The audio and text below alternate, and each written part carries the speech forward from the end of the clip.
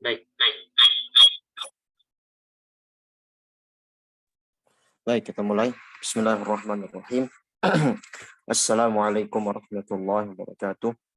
Alhamdulillahilladzi anzala al-Qur'ana bilisanin arabiyyin mubin wassalatu wassalamu ala rasulillahi sayyidil mursalin wa ala alihi wa sahbihi ajma'in. Subhanaka la ilma lana illa ma 'allamtana innaka antal alimul hakim. Rabbana shrah lana sadrana wa yassir lana umurana wahlul 'uqdatam min alsinatina yafqahu lana aqwalana. اللهم انفعنا بما علمتنا وعلمنا بما ينفعنا وزدنا علما يا رب العالمين. اللهم اجعل القرآن ربيع قلوبنا ونور صدورنا وجلاء أحزاننا واجعل القرآن حجة لنا ولا حجة علينا برحمتك يا أرحم الراحمين. Baik, kita akan lanjutkan kembali pembelajaran matan al-muqaddimah al-jazariyah. Sekarang kita sudah masuk babun nuni wal mimil musyaddadataini wal mimis sakinah. Bab hukum nun dan mim yang bertasydid serta mim sakinah. Nah, ini adalah pembahasan hukum tajwid yang merupakan pembahasan hubungan antar huruf, antar kata. Kalau kemarin kita di makharijul huruf sifatul huruf kita bahas satuan kata, sekarang kita membahas hubungan antar kata. Dari hubungan antar kata tersebut akan menghasilkan hukum-hukum tertentu yang nanti sifatnya aridhah, artinya tidak menetap, ya, tidak menetap karena bisa jadi sebabnya berbeda. Nah, makanya nanti di sini dinamakan juga sebagai pembahasan sifat aridhah. Sementara sifat lazimah yang kemarin, ya, yang seperti jahar, rokhawah, hams, istifal, istiqlal dan segala macam. Dan ini hukum tajwid, yaitu berkaitan dengan pembahasan hukum antar kata. Dan sifatnya untuk memperindah bacaan, kalau tidak dipraktikkan dengan sempurna, itu tidak dipraktikkan dengan benar, tidak merubah makna, cuman menyalahi riwayat dan kaidah ilmu tajwid yang telah dirumuskan oleh para ulama. Dan inilah menjadi perbedaan antara Al-Quran dengan kitab-kitab yang lain, gitu ya. Kita nanti kenal ada gunnah, ada mad, ada ikhfa, ada idgham, ada izhar, ya, dan segala macamnya. Itu adalah salah satu bentuk keistimewaan Al-Quran yang dimana dibacanya saja pun punya peraturan-peraturan tersendiri. Yang dengan dibaca dengan aturan-aturan tersebut semakin menambah keindahan bacaan, gitu ya.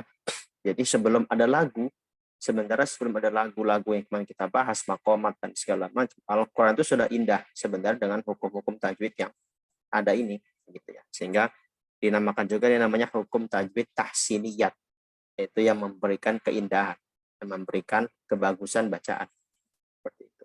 Dan di matan Tuhfatul Atfal ini juga dibahas di bagian awal. Pembahasan ini sebenarnya lebih mudah dikaji bagi para pemula. Makanya kalau bagi pembelajar tajwid dasar, untuk teori makhraj dan sifat itu jangan terlalu diperdalam, gitu ya. Makanya sebagaimana di matan Tuhfah atau matan Hidayatus Sibyan, ya, yang jumlahnya kalau Tuhfah itu kan ada 61 bait. Kalau Hidayatus Sibyan kan puluhan, ya. Ada 15 bait kalau tidak salah. 12 15 bait tergantung riwayat, ya.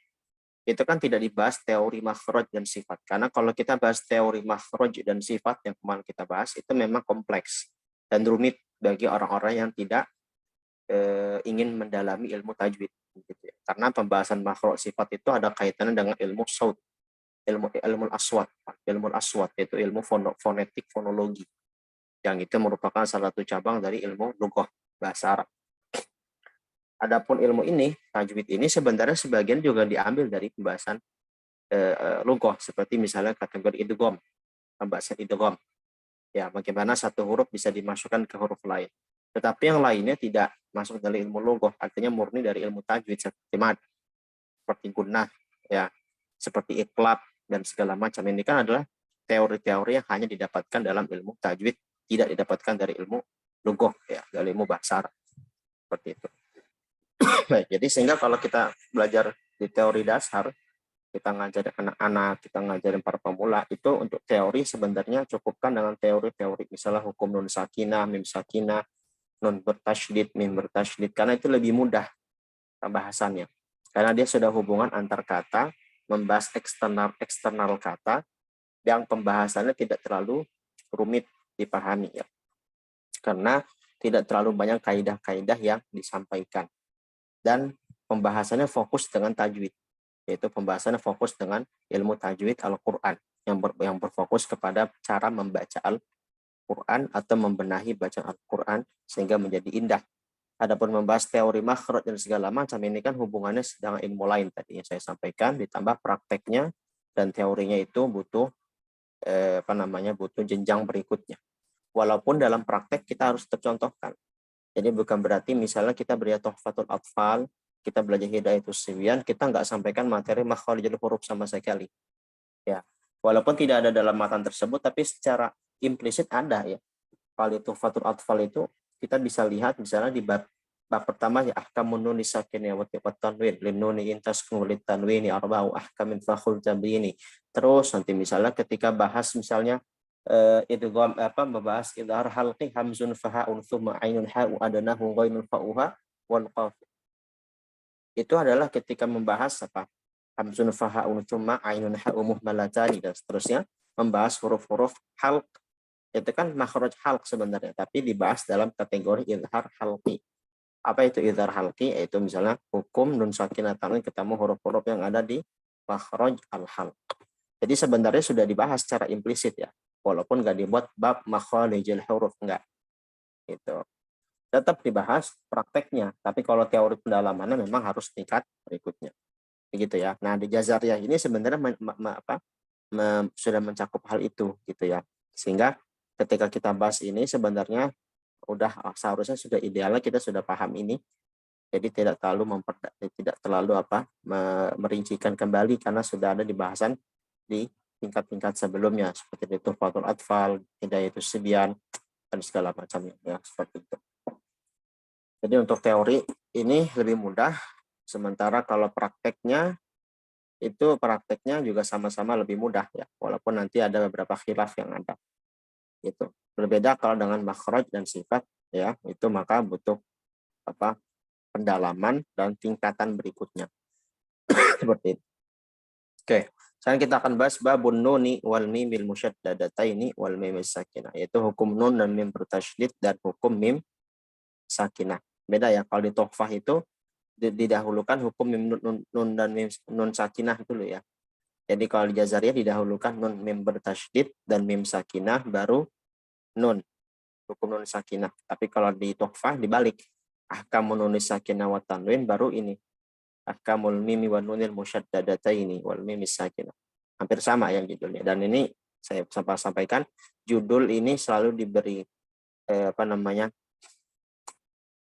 dikasih kotak seperti ini maksudnya memang bukan dari muallif. Jadi memang Imam Al-Jazari nggak buat judul spesifik ya. Makanya tidak harus dibaca kalau setoran, tidak harus ya.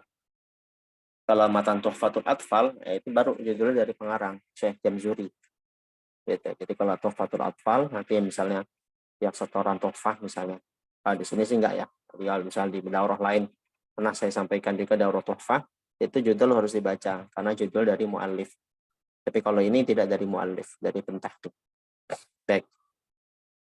Bismillahirrahmanirrahim. Alhamdulillah wassalatu wassalamu ala Rasulillah. Qala al-Imam Muhammad ibn Ali ibn Yusuf bin al-Jazari rahimahullahu taala wa nafa'ana Allah bihi wa bi'ulumihi fid dharain.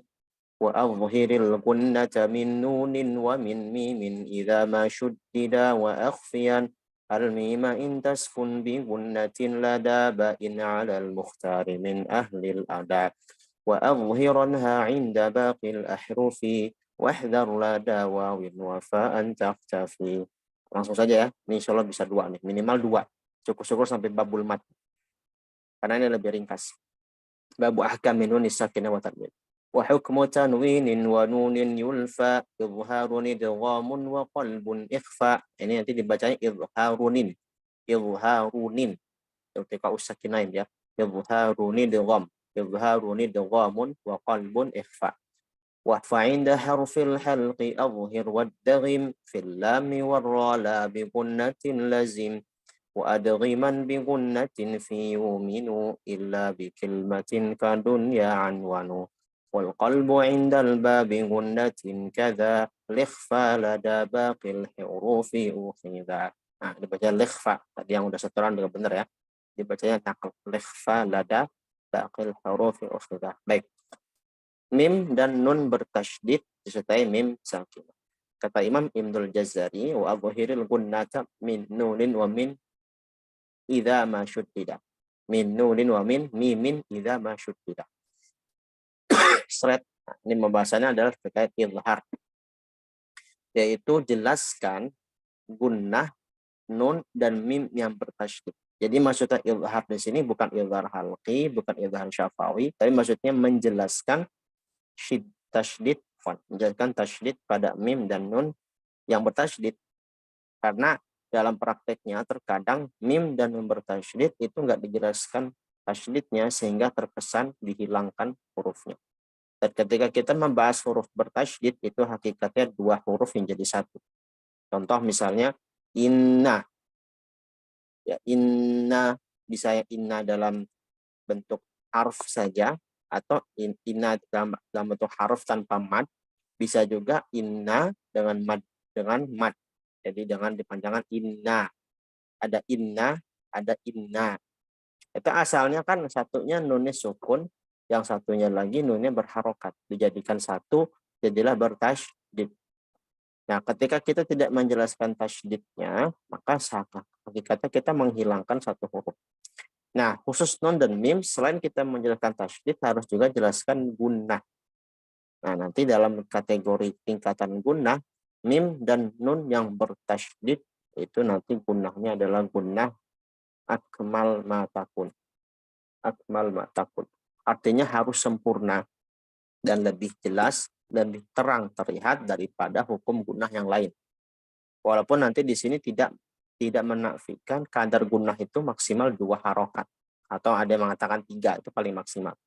Artinya nanti yang paling sempurna dengan yang enggak sempurna itu yang 1 2, yang 1 1, ini 1 0 atau 1,5, enggak. Semuanya sama-sama 2, cuma dari sisi kejelasan dan kesempurnaan gunnah yang dipraktekkan dari sisi suara. Maka mim dan nun yang bertasydid harus jelas gunnahnya, jangan sampai tidak ada gunnah apalagi menghilangkan hurufnya. Kita praktek misalnya huruf inna. Inna a'tainakal kautsar. Inna itu untuk nun. Mim misalnya mimma kasabtum tilka ummatun qad khalat laha ma kasabat walakum ma kasabtum. Ada ummah, ada mimmah. Jadi secara secara penerapan tasydidnya harus jelas, lalu secara gunnahnya harus jelas. Jangan sampai gini, pertama kalau menghilangkan satu huruf jadinya ina a'tainakal kautsar. Ina a'tainakal kautsar. Akhirnya menghilangkan satu huruf nun, akan jali. Atau dia sempurna 2 huruf tapi enggak ada gunnah yang jelas. Inna a'tainakal kautsar. Mimma hanya sekedar masuk tasydid tanpa ada pengaruh gunnah, yaitu gunnah dari suara atau dari makhraj khaysyum, gitu ya. Sehingga duanya harus terpenuhi. Mimma, inna, baik mau baca tahqiq, mau baca tadwir, mau baca hadar. Kalau hadar sekalipun misalnya kita banyak baca, misalnya kita di tarawih atau tasmi'an, atau misalnya kita lagi tilawah untuk mengejar khataman di bulan Ramadan, tetap aja kita membaca hadar pun juga bisa. Inna a'tainakal kautsar tilka ummatun qad khalat laha ma kasabat walakum ma kasabtum. Cuma nanti temponya lebih cepat. Sama seperti kadar mad ya. Nanti juga disinggung masalah mad ya. Kadar mad itu juga misalnya muttasil ya. Muttasil itu antara tadwir, tahqiq sama hadar itu beda temponya. Tapi panjangnya sama-sama 4. Karena nggak ada yang baca cuma 1 harokat, 2 harokat apalagi. Ulaika ala itu yang tahqiq.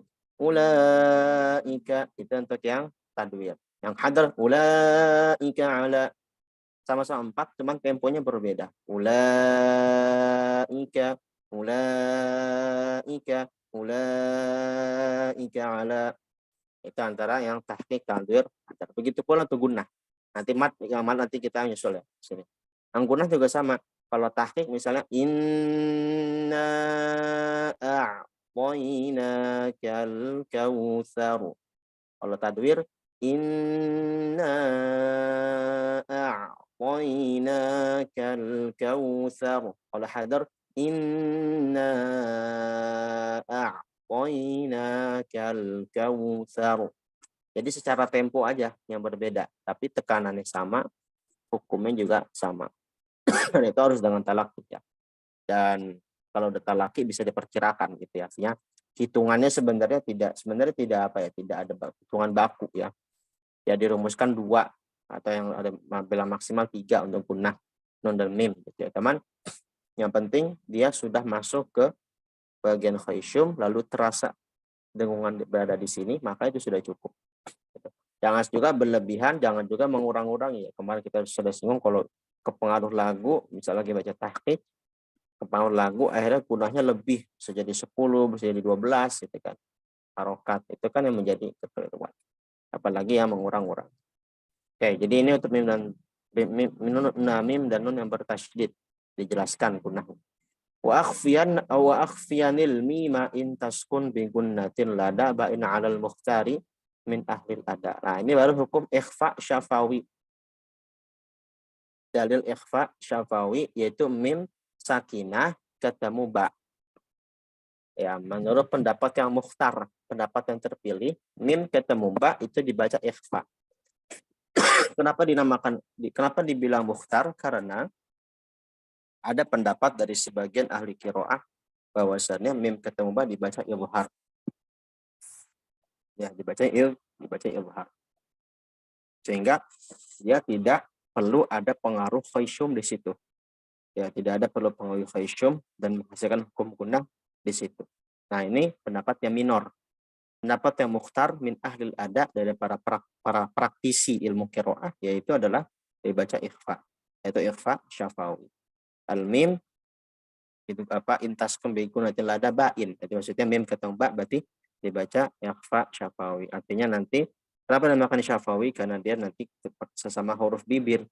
Mim huruf bibir, mim ba ketemu huruf bibir, sesama huruf bibir ketemu lalu dibaca yang samar-samar, barulah dinamakan ikhfa syafawi. Itu membedakan ikhfa hakiki yang ada di hukum nun sakinah dan tanwin. Contohnya misalnya di surat Al-Fil ya, tarmihim bihijarah, tarmihim bihijarah. Terusnya. Berikutnya wa adhiranha 'inda baqil ahrufi wahdhar lada wawin wa fa'an taqtafi. Nah, ini adalah mafhum mukhalafah dari bait sebelumnya. Kalau tadi ini ikhfa syafawi, berarti ini izhar syafawi. Ingat, kalau kita bahas mim sakinah, maka tinjauannya syafawi, gitu aja. Jadi jangan sampai ketukar lagi ikhfa hakiki atau ikhfa syafawi. Itu kan beda nanti. Tinjauannya iktibarnya beda. Kalau kita bahas mim sakinah, ya itu pasti tinjauannya syafawi. Tinggal ada ikhfa yang syafawi, ada izhar syafawi. Yang ikhfa gampang. Mim ketemu ba. Berarti selainnya azhirana 'inda baqil ahrufi. Berarti selain mim ketemu ba, berarti mim ketemu ta, mim ketemu lam, mim ketemu jim, mim ketemu ain, mim ketemu ha. Maka di situ diizharkan. Namanya izhar syafawi dengan catatan di sini tambah hati-hati kalau kita ketemu waw sama fa. Bisa menjadi ikhfa. Kenapa? Karena waw sama fa begitu pula mim itu makhrajnya sama-sama di syafaten. Untuk fa ya ketemunya gigi atas ya kemarin bapak syafa ma'a usuli tsanayal musyrifah. Tapi masih bagian bibir. Karena makhrajnya satu-satu karena makhrajnya di satu tempat atau misalnya berdekatan fa misalnya atau wa atau mim, maka rentan sekali jadi ikhfa atau di idgham. Contoh misalnya ambil contoh di Al-Fatihah alaihim ghairil maghdubi alaihim wala ya ghairil maghdubi alaihim wala. Nah, di sini jangan sampai alaihim mim ketemu wawnya, mimnya malah dibaca samar lalu malah masuk ke waw secara langsung.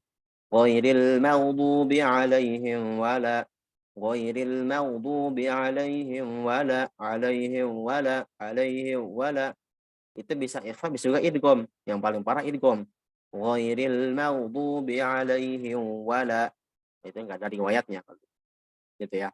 Nah, ini yang harus diperhatikan. Kenapa? Karena kedekatan itu, dan kita sering praktek itu, dan kita sering keliru dalam hal itu. Shiratal ladzina an'amta 'alaihim ghairil maghdubi 'alaihim walad, ghairil maghdubi 'alaihim ghairil maghdubi 'alaihim wala, 'alaihim wala. Jadi mimnya itu enggak jelas. Itu mim atau waw yang langsung masuk. Itu namanya ikhfa. Kan namanya ikhfa kan nanti sama-sama. Nanti kita akan bahas perincian. Kan nanti samar-samar ya, artinya bacanya tidak sejelas izhar, tapi juga nggak masuk ke huruf setelahnya sebagaimana idgham gitu kan. Nah, harus dijaga. Ini juga disampaikan Imam Al-Jamzu dalam Matan Tuhfahnya, tapi beliau sampaikan dalilnya ditambahkan aja ditambahkan lagi wahdar lada wawin wafa'an takhtafi li qurbiha wal ittihadi farifi. Oleh Tuhfah kan begitu, karena dekatnya dan hampir menyatunya huruf-huruf tersebut. Jadi gimana solusinya? Solusinya kita jadikan mim itu nutup dulu bibirnya. Ghairil maghdubi 'alaihim 'alaihim wa 'alaihim wa 'alaihim wa. Jangan 'alaihi wa. Nah, itu kan jadi kesana ikhfa atau idgham itu, atau ikhfa atau idgham itu kan sama-sama. Gitu ya. Sebagaimana kita membaca izhar mim ketemu ta misalnya, mim ketemu lam, ya maka begitu pula mim ketemu waw dan fa, karena nggak ada hukum izhar, nggak ada hukum idgham di situ, nggak ada hukum ikhfa di situ, ya maka dibaca aja jelas. Ghairil maghdubi 'alaihim wala, ghairil maghdubi 'alaihim waladdallin.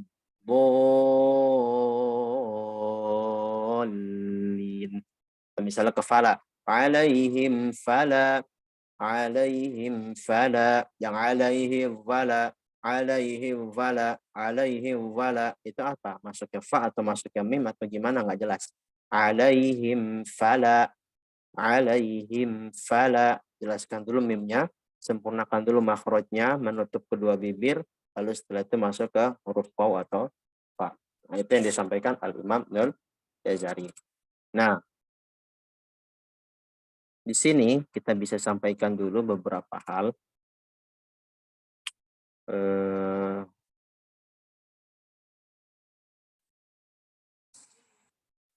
Nah, di sini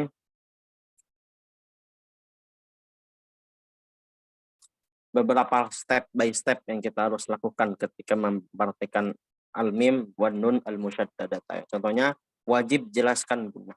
Jadi jelaskan dulu gunnahnya. Seminimal gunnah itu kita sudah masuk ke bagian khaysyum. Lalu setelah jelas di bagian khaysyum, lalu diberikan kadar minimal 2 harokat, maka itulah sudah berlaku gunnah. Kalau misalnya masih baca inna, tasydidnya dapat teman belum ada kerasa di sini, maka itu masih kurang. Inna. Nah, itu udah masuk dapat gunnah. Lalu jangan lupa kalau kita pun juga sudah jelaskan gunnah, langsung masukkan ke huruf bertasydid setelah. Jangan lambat, karena kalau lambat itu nambah huruf mat, jadi tamtil. Contoh misalnya inna. Kalau kita lambat masuk ke tasydid nun, maka nanti kita bacanya begini. Inna summa. Itu sering juga terjadi dalam praktek tahsin yang harus dikoreksi. Gitu ya. Al-jannah fa'atammahun. Kelamaan. Kalau kita masuk ke huruf bertasydid nun atau mim, setelah kita memperhatikan tasydid gunnah mim dan nunnya, huruf sebelumnya jangan ditambah-tambah mat. Jadi istilah jangan telat masuk. Gitu. Jangan telat masuk ke huruf setelahnya. Kalau telat masuk kena iqab nanti. Kena sanksi gitu ya. Sanksinya apa ya? Sanksinya masuk kepada ayubul qiraah, kepada kesalahan bahasa yang dicela oleh Al-Imam Al-Jazari, itu tamtid, menambah-nambah huruf mat yang tidak pada tempatnya. Kita praktek misalnya ini. Fa'atammahun. Mimnya tasydid kan. Fa'atammahun. Ketika hun langsung hun, jangan hun. Nambah waw. Dari dhammah langsung ke nun. hun hun fa'atammahun. Nah, gitu ya. Berikutnya summa. Nah, ini kita sering sekali dapat di kata summa. Contohnya yang paling mudah di at-takatsur. Nah, jangan sampai di at-takatsur itu summanya kita udah jelas nih gunahnya, tasydidnya. Tapi apa? Kita malah nambah mat di huruf sebelumnya.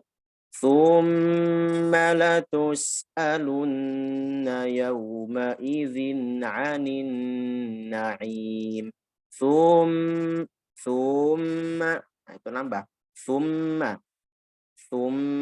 Begitu ya. Berikutnya inna. Inna. Berikutnya al-jannah.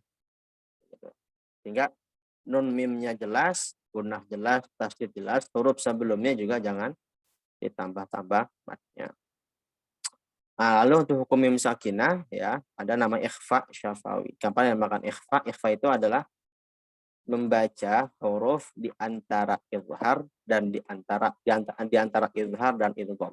Artinya tidak dibaca dengan jelas, baik itu mim sakinahnya atau nun sakinahnya, tapi dibaca samar. Samar itu nanti akhirnya apa? Samar itu dia akan menimbulkan apa? Gunnah. Jadi misalnya mim atau nun itu kan dibaca ikhfa dalam artian dia tidak sempurna dari sisi apa? Dari sisi makhrajnya ketika dalam keadaan izhar.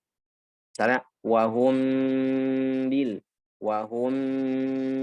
akhirah wahum bil akhirah. Di sini hukum yang timbul dari misalnya mim ketemu ba adalah hukum ikhfa karena mim di sini tidak seperti mim yang ada di izhar syafawi. Alaihim wala. Karena kalau di izhar syafawi nanti gunahnya itu mim itu sebenarnya punya sifat gunah dari asalnya. Begitu pula nun ya. Nanti kita akan sampaikan di tingkatan gunah. Mim itu dan nun itu sebenarnya dalam prakteknya baik itu hanya berharokat apalagi bertasydid itu punya gunah. Cuman beda-beda tingkatannya. Kalau ikhfa gunahnya lebih jelas dan lebih terasa. Berbeda dengan izhar. Kalau izhar alaihim wala tidak dibaca alaihim wala, tidak dibaca dengan demikian. Sementara ikhfa dia dinamakan ikhfa karena bunyi samarnya yang berasal dari gunnah yang merupakan sifat asal mim terasa lebih jelas daripada sifat yang ada ketika hukum izhar. Gitu ya. Itu namanya ikhfa. Syafawi, tinjauan syafawi karena dia dinamakan syafawi karena pertemuan antara dua huruf bibir, mim ketemu ba, atau patokannya mimnya saja karena mim ini kan huruf syafa gitu ya. Karena dia huruf syafa maka dia dinamakan dengan syafawi. Lalu ada izhar syafawi tadi mafhum mukhalafahnya wa adhironha inda baqil ahrufi ya. Lalu ada juga idgham mithlain shogir. Yang ini sebenarnya enggak tersampaikan di Jazariyah tapi di Tuhfah. Yang ada sampaikan di Jazariyah tapi di Tuhfah.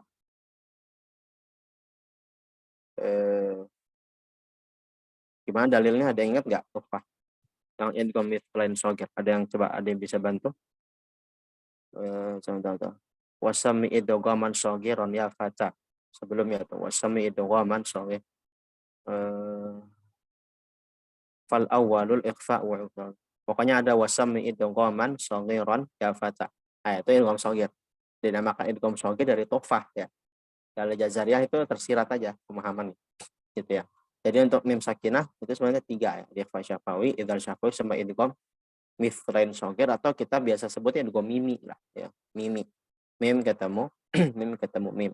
Nanti mithlain itu nanti ada kategori lagi cabangnya kalau misalnya ba ketemu ba, tak ketemu tak, itu nanti pembahasan di hukum idgham khusus.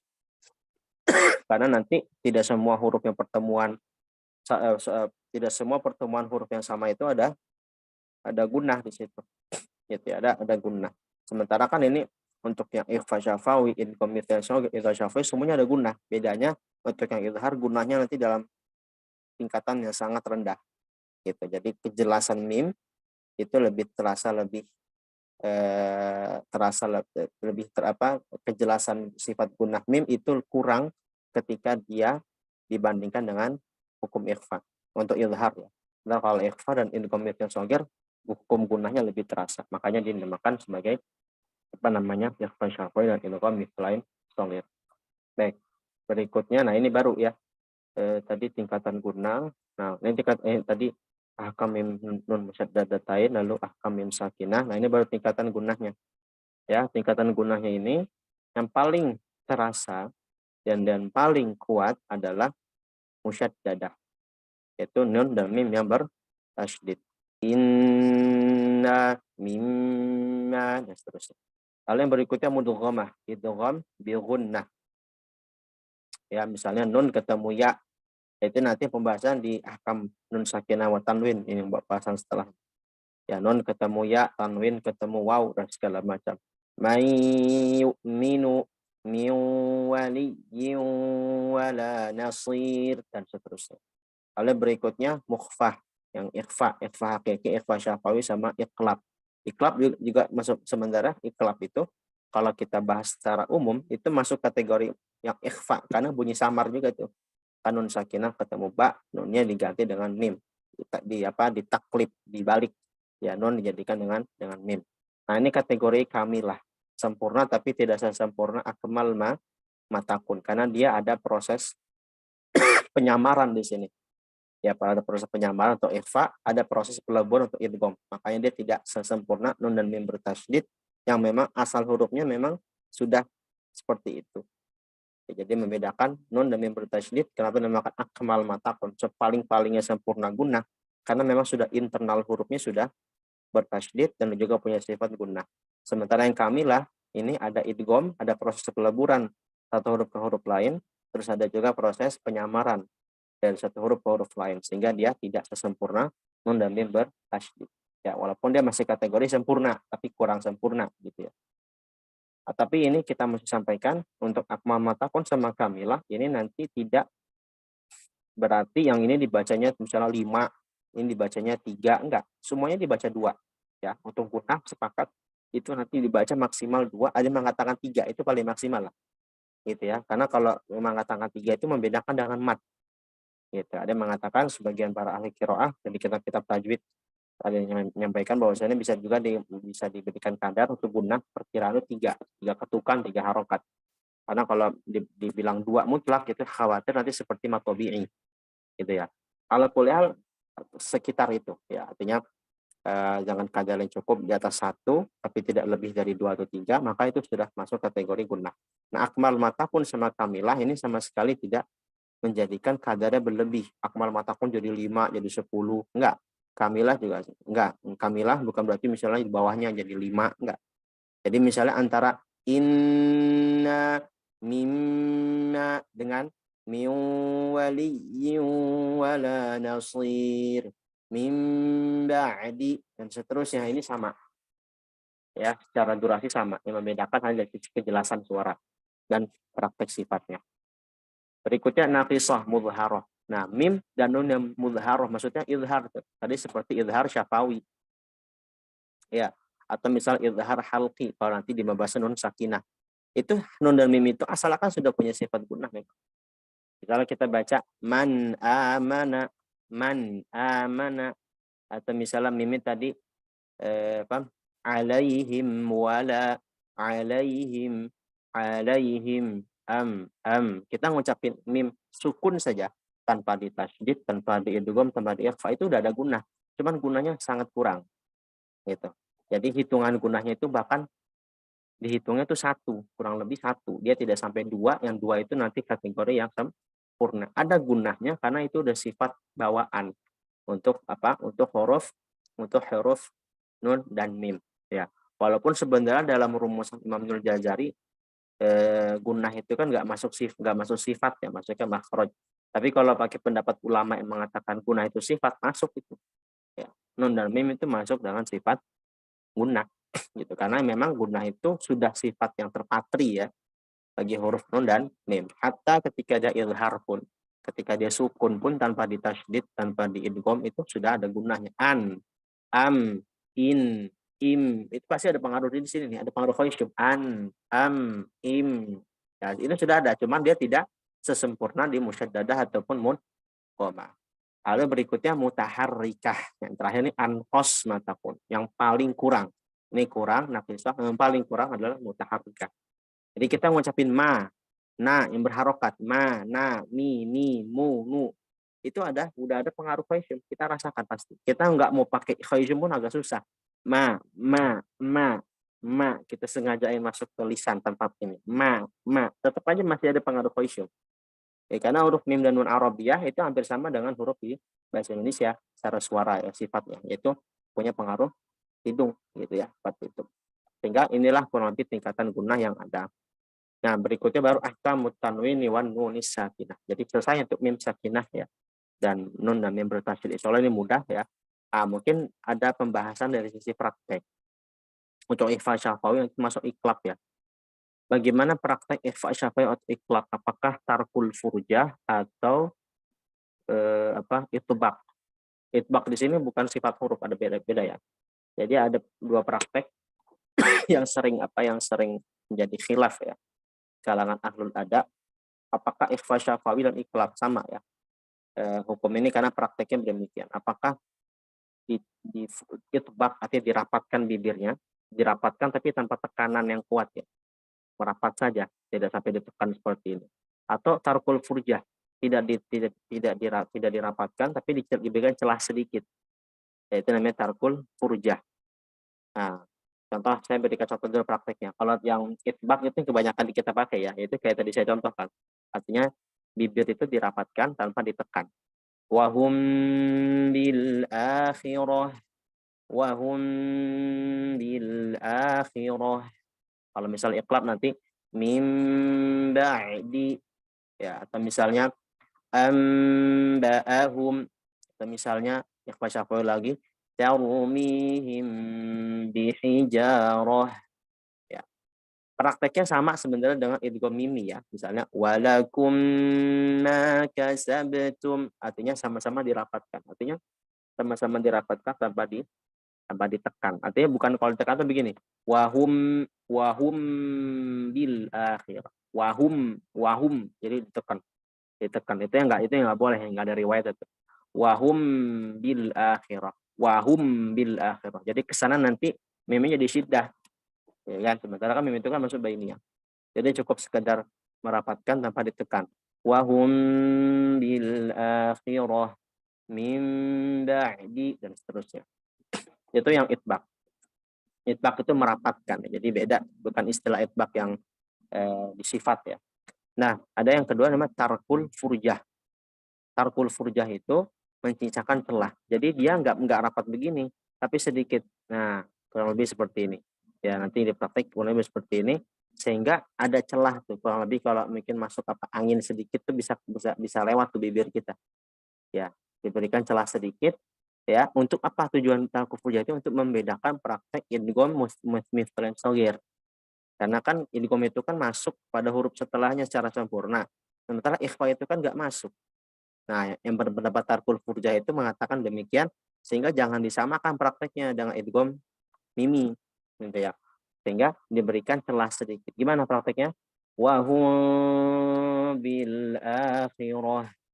Wa hum bil akhirah. Secara suara pun juga kata beda ya. Kalau tadi itbaq wa hum bil akhirah. Kalau di kalau yang pakai tarkul furjah wa hum bil akhirah wa hum bil akhirah, atau iklab nanti min ba'di anba'ahum, atau misalnya ikhfa syafawi lagi tarmihim bihijarah. Ada dua cara itu. Nah, yang nggak boleh itu tarkul furjah yang berlebihan. Jadi celahnya itu benar-benar kebukanya terlalu besar. Jadi contohnya min ba'di tarmihim bihijarah. Jadi dia celahnya itu sebenarnya hanya boleh sedikit aja. Ya, dia hanya sekedar membedakan bunyi idgham mimi. Tapi dia malah naikin sedikit, lebih besar lagi segini kalau lebih. Jadi wa huwa bil akhirah, atau min ba'di. Jadi kesannya itu malah bukan jadi ikhfa, nambah waw itu. Min ba'di. Kesannya gitu. Min ba'di atau tarmihu bihijarah. Nah, ini yang dikritisi nggak boleh, sepakat. Nah, ini nggak boleh nih.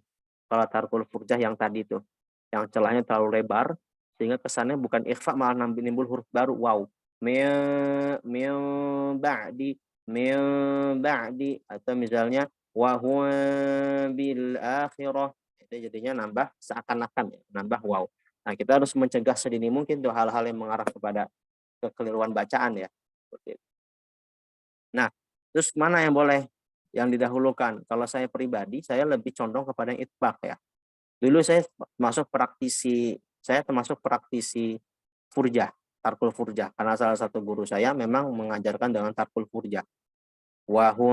Tapi pakai tarkul furjah yang tadi, yang benar ya, artinya masih dibolehkan sebagian ulama, yaitu adalah tadi, menyediakan sedikit celah saja. Tapi bunyinya juga akan berbeda akhirnya nanti dengan yang itbaq.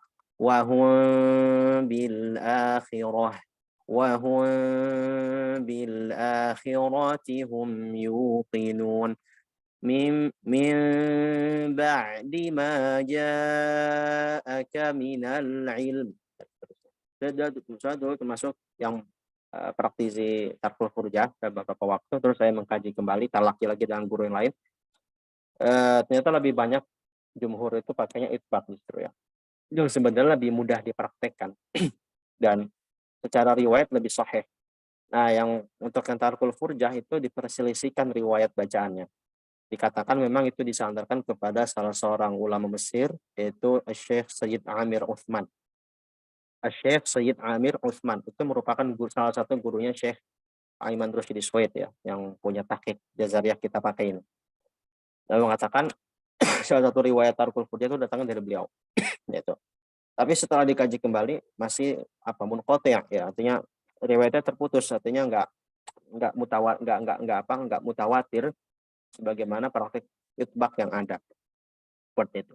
Sehingga itu menjadi khilaf yang terus ada di kalangan para ulama, tapi itu dibantah lagi oleh yang mengatakan furjah enggak munqati', ini ittisal, ini bersambung mutawatir juga dipraktikkan oleh sebagian ulama yang lain. Bahkan ada kitab, saya punya kitab yang ini kitabnya unik. Jadi bikinnya kitabnya khusus untuk bantah-bantahan praktek tarkul furjah sama praktek itbaq. Dalam ranah ilmiah itu boleh-boleh aja ya. Nihayatul Aqawil fi raddi mana saya cek kitab itu. Saya punya kitab judul Nihayatul Aqawil. Jadi judulnya kitab pendapat sepuncak-puncaknya perkataan tentang bagi orang yang mengatakan tarkul furjah itu adalah praktek yang muhdats, yang bid'ah. Karena sebagian ulama qiraah mengatakan itu bid'ah, praktek yang bid'ah, dalam artian itu tidak dicontohkan kebanyakan ulama sekarang gitu ya. Nah, itu dibantah oleh yang mengatakan tarkul furjah. Ternyata dibantah lagi yang mengatakan itbaq. Wah, itu ada, saya punya kitabnya, cuman kebetulan saya lagi nggak pegang. Ya, itu dalam ranah ilmiah itu dikaji itu. Disampaikan sumber-sumber kitab-kitabnya nih yang mengatakan itbaq begini, yang mengatakan tarkul furjah seperti itu. Nah, ala kulli hal dalam hal ini kalau saya pribadi saya beri kebebasan ya. Selama antum talakinya dengan guru yang memang pakai tarkul furjah, selama tarkul furjahnya tadi hanya sedikit celah itu masih boleh, masih ada yang boleh kan. Walaupun minor ya, pendapat itu minor sebenarnya. Kalau kita lihat itu pendapat yang minoritas. Kalau kita mau mayoritas sebenarnya itbaq. Gitu. Nah, itu lebih mudah ya. Kita baca wahum bil akhirah lakum ma kasabtum.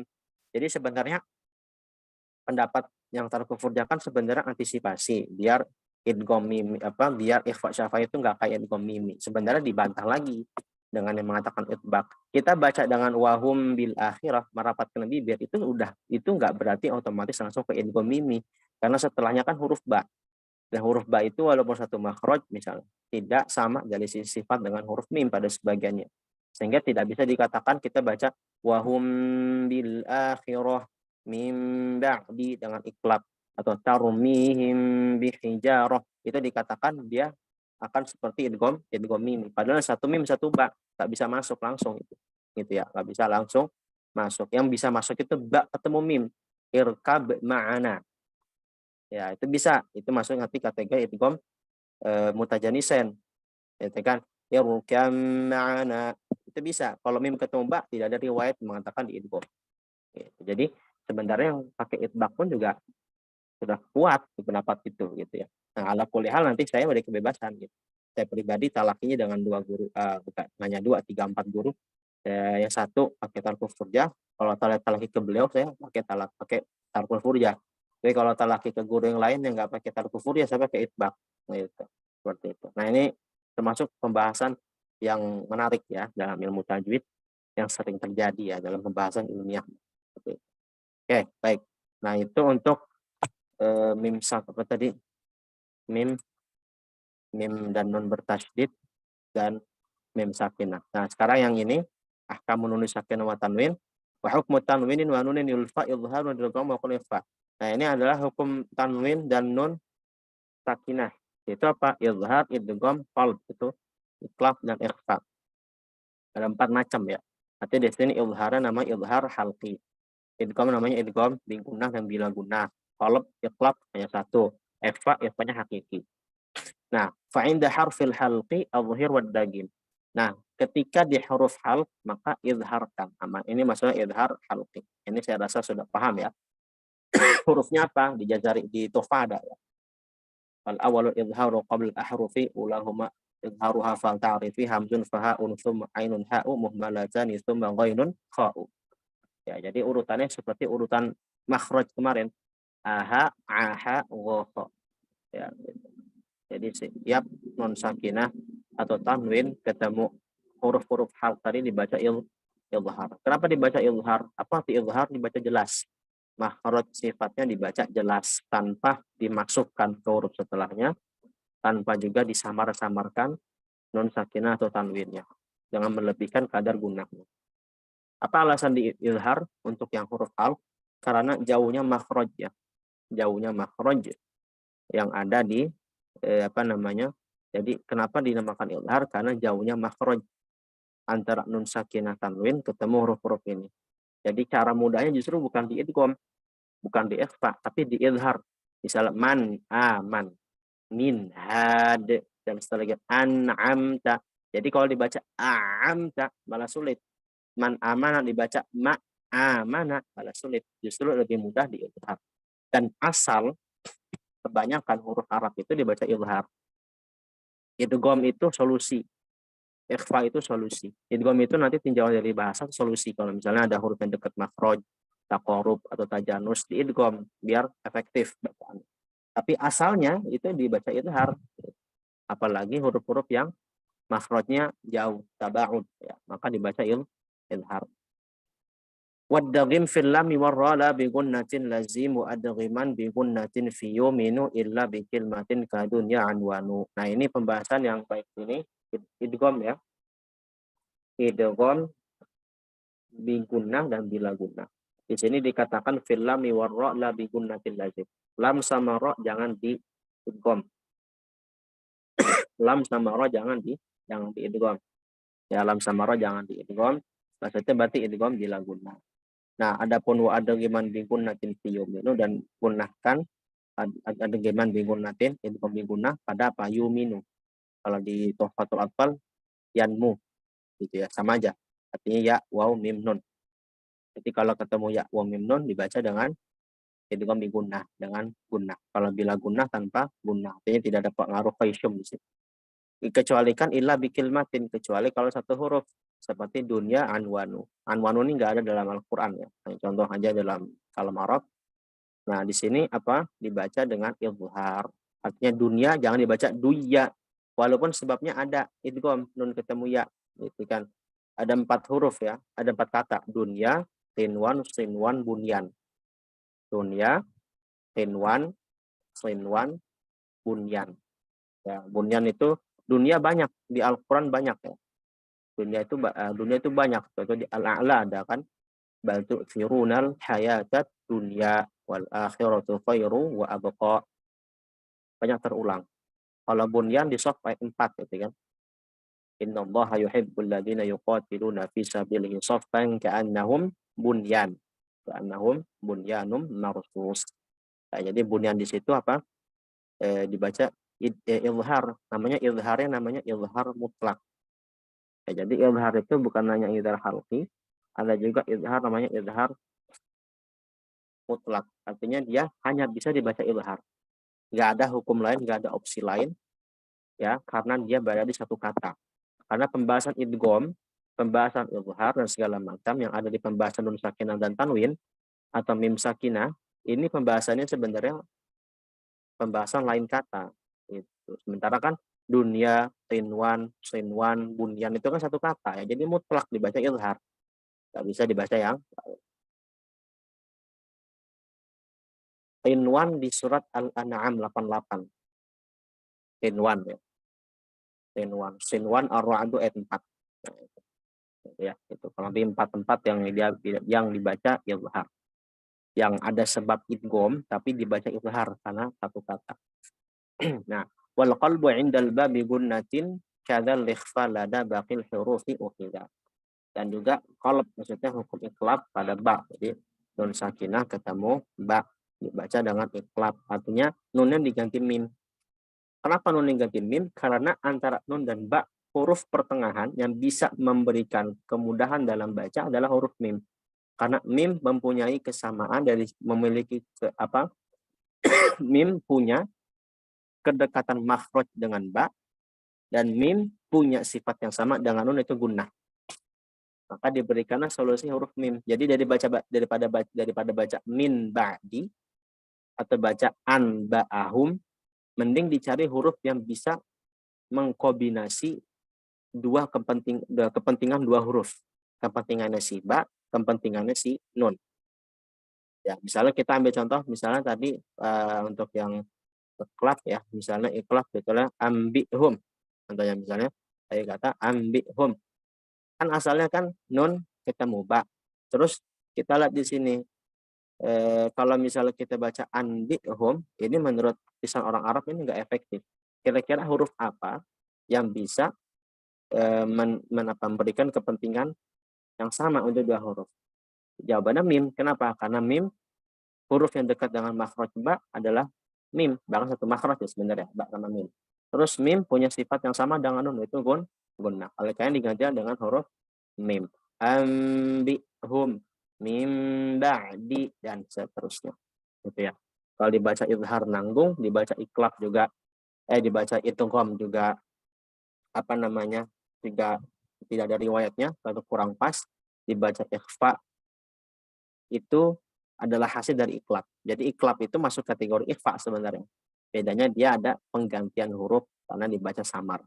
Ambihum mim ba'di. Nah, dengan prakteknya tadi ya, boleh itbaq, boleh tarkul furjah. Walaupun saya lebih condong dan menganjurkan baca yang itbaq aja. Ambihum mim ba'di. Ya. Kalau pakai tarkul furjah, ambihum min ba'di gitu. Baik. Ikhfa lada baqil hurufi ukhida. Ini ikhfa hakiki. Sisa-sisanya setelah hukum izhar halqi itu gambil gunnah bila gunnah klab lalu ikhfa hakiki. Ya, ikhfa hakiki yaitu huruf yang ada di tuhfah itu disingkat apa? Sif dzathana kam jada syakhsun qad sama dum tayyiban zid fi tuqan dha' zalima. Diambil depannya aja sif sad dzal sana sa kam jada kam kaf jim dal terus sampai huruf dha zalimah. Gitu ya. Ada 15 huruf selain yang ada di pembahasan izhar, halqi, idgham bi gunnah bila gunnah, iqlab dan ikhfa. Nah, ini mungkin beberapa deskripsinya ya yang bisa dibaca, nanti tulis juga. Atau izhar halqi tadi saya sampaikan, idgham bi gunnah segala macam ya. Idgham itu masuk ke sesuatu kepada sesuatu. Istilahnya satu lafaz dengan dua huruf menjadi satu huruf yang bertasydid. Misalnya man yu'minu, enggak dibaca man yu'minu tapi man yu'minu. Nunnya dia lebur kepada huruf ya, sehingga ke sana menjadi satu huruf padahal dua huruf yang dilebur gitu ya.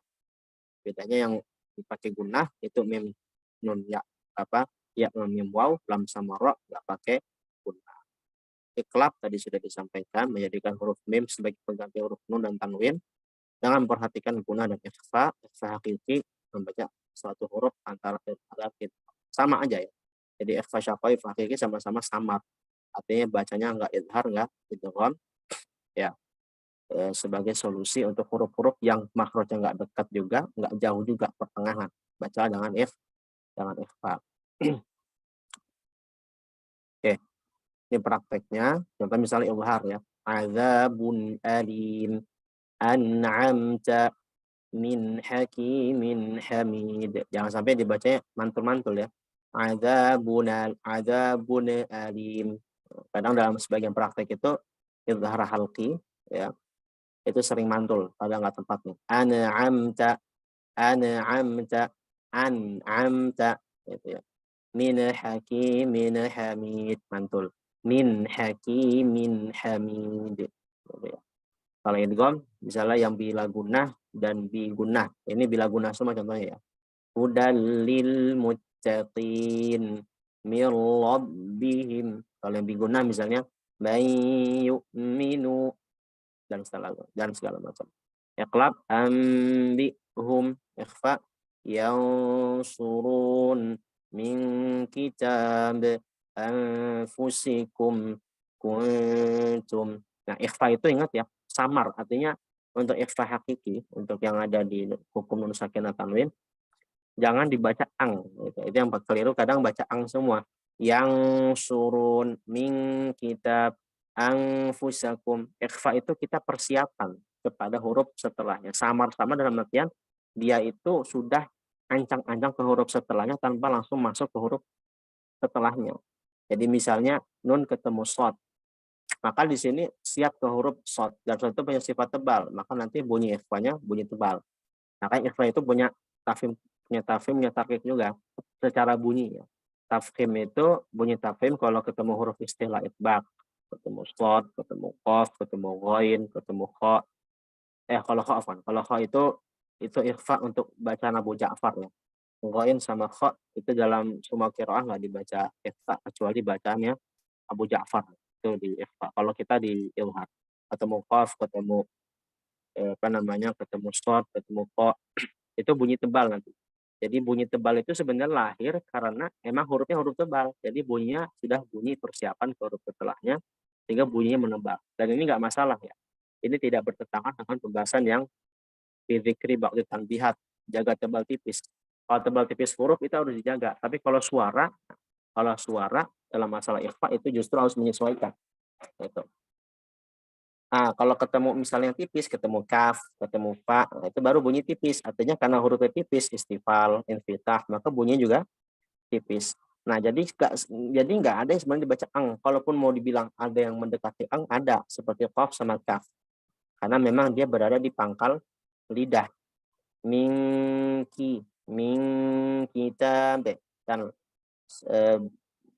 vokal ang kita kan dalam bahasa Indonesia itu kan memang beradanya di bagian pangkal kan, ang, yang, sayang, ya, mamang, itu kan memang vokalnya berada di mana? Di pangkal lidah kita, atau di belakang sedikit mengarah ke tenggorokan.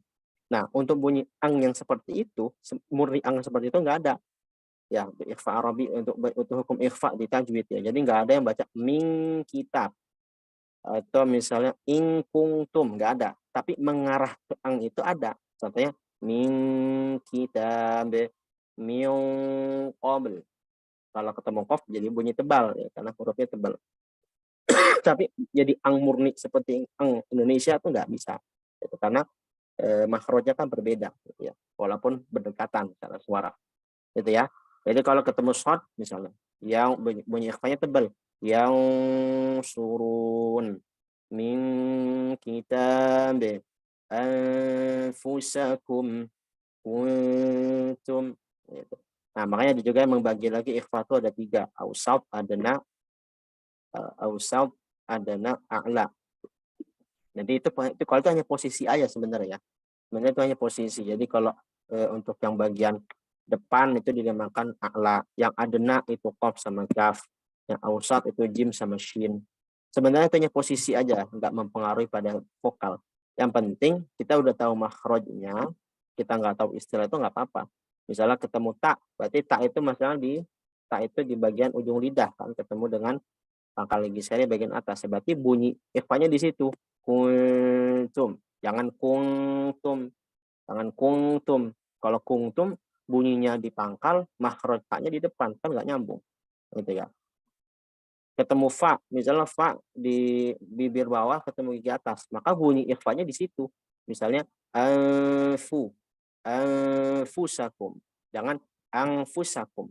Bunyinya di belakang, hurufnya di depan, kan nggak nyambung. Beda kalau kaf atau kof, memang hurufnya di belakang gitu kan. Tapi ingat sesuaikan dengan bunyi Arabiahnya, jangan bunyi Indonesia murni. Bukan min kitab, tapi mingki. Min kitab gitu ya. Ketemu shot misalnya yang surun. Shot di mana makhrajnya? Oh, di bagian sama-sama ujung lidah, kemudian di gigi bawah. Maka mainnya di bawah. Ya, bunyinya di bawah atau di bagian pertengahan atas bawah ya untuk shot. Yang surun. Nah, seperti itu. Ya. Baik ya, mungkin ada beberapa lagi yang mungkin ini nanti apa namanya? Mungkin ini udah disampaikan ya sebelum-sebelumnya. Pembagian ragam idgham izhar. Jadi idgham itu gunnah bila gunnah. Jadi idgham itu kalau kita rincikan lagi sebenarnya nggak hanya gunnah bigunnah saja, gunnah bila gunnah. Ya. Itu dibagi 4 tinjauan. Jadi kalau dari sisi kadar dengung ada gunnah bila gunnah. Ya. Dari sisi kesempurnaan kamil naqis. Kamil itu kayak contohnya kemarin di Al-Mursalat 22 ya. Alam nakhluqkum mimma immahin. Gitu. Qaf ketemu kaf, qafnya hilang murni. Ya total masuk ke kaf alam nakhluqkum. Kalau naqis contohnya yang basalta ya, terus apa farlabtu ya, ya segala macam itu I help to. Nah itu semua masih menyisakan sebagian sifat ya, yaitu misalnya sifat isti'la itbaqnya, tapi sifat lainnya dibuang, itu apa qolah. Dari sisi kesempurnaan proses ada kamil naqis. Dari sisi hubungan makro sifat ada mutamathilan, mutaqariban, mutajanisan. Mutamathilan itu tadi kayak mim ketemu mim itu masuk mutamathilan, tapi bedanya dia ada gunnah. Sementara yang lain ba ketemu ba, tak ketemu tak, dal ketemu dal, nah itu nggak ada gunnah karena huruf-hurufnya kan nggak ada sifat gunnah. Jadi tamatsul itu makhraj sama, sifat sama. Kalau mutaqariban makhrajnya dekat, taqarrub dekat, wa in yakuna makhrajan taqarraba wa fi sifatih salafa yulaqaba bil mutqaribain, yaitu makhrajnya dekat tapi sifatnya berbeda. Contohnya apa? Seperti lam dan ro ya. Qul rabbi, qur rabbi, itu idgham mutaqaribain. Lalu juga mutajanisain, makhrajnya sama, beda sifat. Contohnya apa? Ba ketemu min, atau misalnya po ketemu ta, dan segala macamnya begitu ya. Nah lalu ada yang hubungan huruf sukun dan harokat, sogir kabir. Sogir itu sukun ketemu harokat. Misal tadi lakum ma kasabatum, misalnya tadi kan di sini kan dinamakan sogir, kenapa? Karena huruf sukun ketemu huruf harokat. Karena kalau dari huruf sukun ke harokat dilebur, maka itu prosesnya mudah dari sisi proses masuknya suatu huruf ke huruf lain. Sementara ada sesama huruf harokat dimasukin, yaitu nanti bacaannya contohnya di bacaan Imam Abu Amr ya, Ad-Duri atau As-Susi, banyak Susi itu. Contohnya misalnya di Al-Fil ayat 1, alam taro kaifa fa'ala, kaifa fa'ala itu kan kaifa plus fa'ala, sama-sama fa kan, cuman sama-sama harokat juga.